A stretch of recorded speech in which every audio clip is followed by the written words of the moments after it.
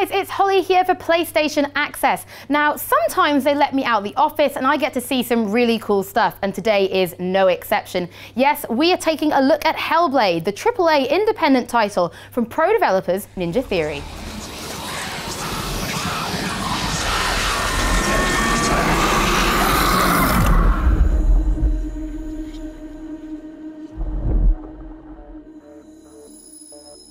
Let's explain, what is HellBlade going to be? Are we talking open world, hack and slash?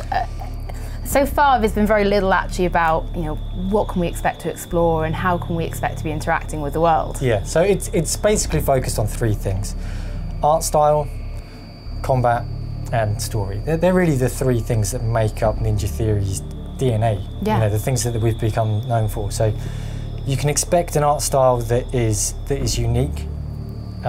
And stands out in its own right. We want HellBlade to be a game that if you look at a single screenshot, you know instantly that it's HellBlade. Yeah. That's our aim. Combat that's brutal and fluid and violent. It's a deep combat system that people can spend hours and hours exploring and mastering. A skill-based combat system, and a deep, engaging story that's told through Senua and through her personal journey. So you can expect a game that has a lot of combat gameplay, but also a lot of exploration of the world itself. It's not entirely open world, but there is far more exploration in HellBlade than there has been in our previous games. So combat, now you guys have got your fight sticks set out, so you're obviously playing a lot of things like Street Fighter. Yeah. So how is that influenced the game? Because Street Fighter is to be good at it, you need to understand the combos and you need to really be able to execute them flawlessly.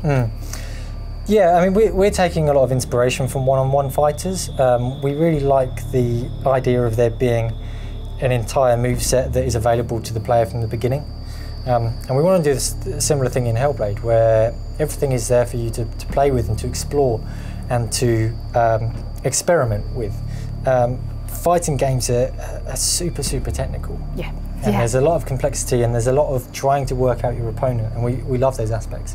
So, and we want HellBlade to have that same kind of feeling. It's why we've gone for a camera that's very much over the shoulder of Senua. Yeah, it was quite cool. So when we were walking, it was sort of behind, then it sort of popped here to sort of over the shoulder and quite angled, and it really sort of flung around to right behind, to right off to her shoulder for fighting. It really brought it in, and it made it feel very one-on-one. You weren't just running around an open world hitting someone. It was, no, I'm now in combat. It's very close and intimate. We want it to feel like every fight matters, like every fight is really meaningful, like they are in one-on-one fighting games. So it's going to be you as Senua versus 1, 2 or 3 enemies. We're not talking about hordes of 10, 15 enemies at once. It's about taking on a small number of enemies, but it being really tactical and being skill-based as well. So it's about having that moveset available to you, but rather than you unlocking new moves, it's about you mastering the combo system that is, and the combat system that's there. Now, let's talk about the worlds, because looking at some of your dev diaries, you've kind of explained you've taken, I guess, some inspiration from sort of the Nordic kind of regions to help build this world. And you've gone for kind of like this round kind of shape with lots of sort of branches coming off it. Yeah. You said it's not open world, but so I can't expect to go from one end of the map to the other by just walking. No. But it's a single. Still see it all? Yeah, it's a single location, and when you're in one part of the world, there'll be viewpoints where you can see the central tower. You'll be able to see other parts of the environment. So it's not an open world in that you will be able to just access the whole thing and walk around sort of as you please. You will be in an area as if it were a level, but you can move around the world fairly freely between different places to explore different parts of the environment, to find out different parts of the story, and to fight different enemies. Now, we've already seen a little bit of the central sort of tower, which is this beautiful kind of stone-carved, very Nordic Viking ship. Is this kind of like the central hub where you always kind of come back to here and be able to interact with people? That's the idea at the moment, is that's really where... Like the idea at the moment. Anything could change. Yeah, I mean, we're this is... we're in development, you know, Yeah. and a lot of things change. So so at the moment, the idea is that that central citadel is where you will end up in the game, and you'll work your way around different parts of the world, different environments on your journey into getting into the middle. So it's a central point, and it's a point where you can kind of find your bearings. So you might be in the Viking ship graveyard, but you'll be able to see that in the distance. You know, that's always going to be present in the player's mind, that they can see the essential area that they need to try and get to. So obviously we've seen some of the kind of landscapes already, and they're looking incredible. You are a 13-person team. Yeah. So how do you make that? Like, how does something that can take some people, you know, 100-person team, Yeah. and you've probably got one person doing environmental. Yeah. So what have you guys done then to be able to create those worlds with just one person? Well, it's really a kit part system. So rather than trying to make every single asset in an environment as a bespoke asset, we're being clever in the way that we're creating assets that we can use in lots of different ways.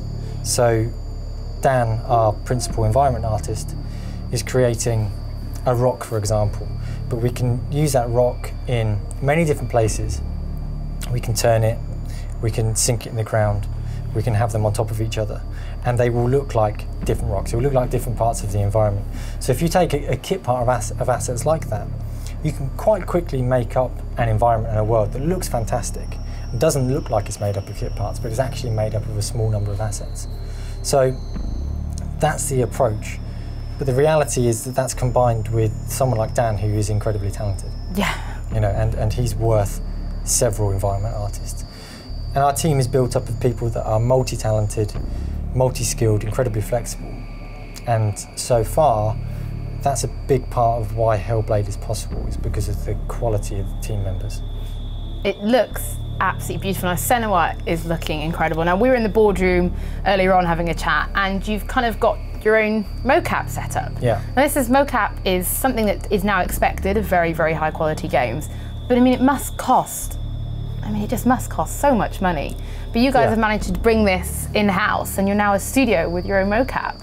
Yeah, I mean, a big part of HellBlade is questioning the way that we've always done development, and everyone's always done development, and trying to find different solutions to achieve the same level of quality. So normally we would take our mocap out of the studio, we would go elsewhere, LA maybe, or New Zealand, and all of the cost and expense that comes with that. With HellBlade, we've said, well, we still want to utilise performance capture as something we think is really important, but how do we do that within our independent budget?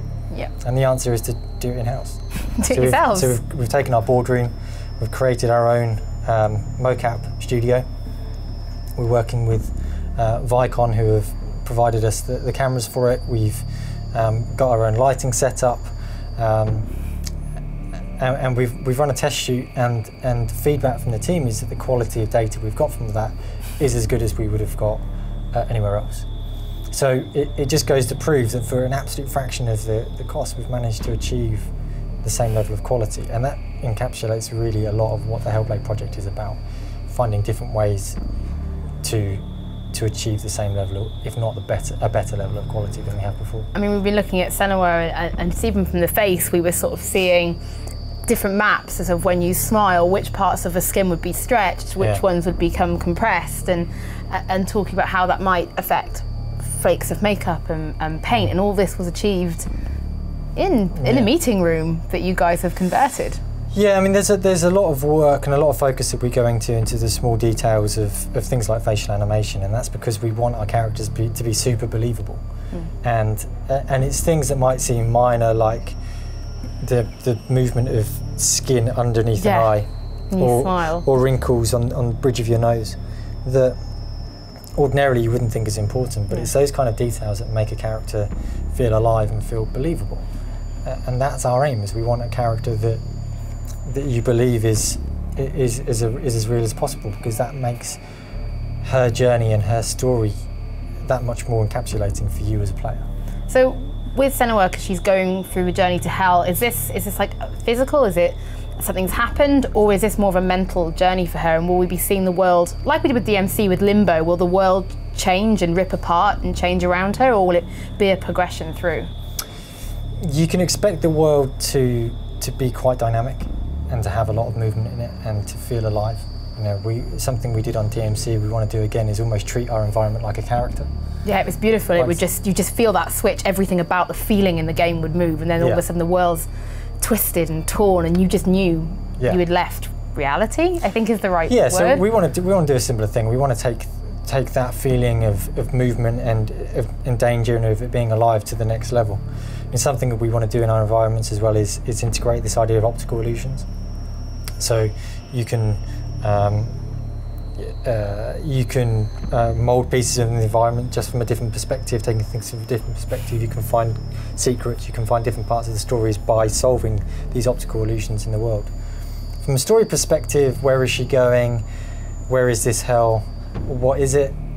That's something that we're keeping under wraps. Fair enough, doesn't give all the secrets away at once. So the enemies, we know the combat is going to be heavy, you want it to feel fluid and very in-depth. But what kind of enemies are we fighting here? And will there be a wide range? And how on earth are you guys going to create a ton of enemies when there is probably 1 or 2 people doing these kind of character models? It's a similar thing to the environment, really. It's about being clever in the approach. So it's about taking a base character rig and making from that as much as we possibly can, making distinct enemy variants from a few models. You know, so yes, we are going to have a lot of enemies, and there's going to be a lot of different enemies in the game. But it's about being clever in the approach to that and questioning how we go about creating these enemies without each one taking 4 or 5 months. You know, and we think we can achieve it. The enemies themselves, it's Senna is fighting an army of undead Vikings. So you can expect big hulking Viking guys. Oh, those axes. Yeah. Love it. Yeah. Yes. Right, final question. DMC had a rather incredible soundtrack, and instead of sort of licensing music and getting someone to write your own, you sort of went out and sought out existing musicians. We're going to be seeing anyone for HellBlade? Is there any musicians I should be looking up on Spotify now? Yeah. You gonna tell me? No. Okay, fine. So yeah, we're working with someone externally. You know, as a studio, we always like to work with really talented people. We think people that are really invested in the project can add an extra layer of creativity or quality to what we're doing. And for music, again, it's the same. We want to work with someone that's awesome, that's really cool, can fit in with the project really nicely. And we found someone, and we'll be talking about that soon. Thank you so much for watching, guys. Now, if you want to see more videos about Ninja Theory and more videos about awesome PlayStation games, don't forget to hit the subscribe button.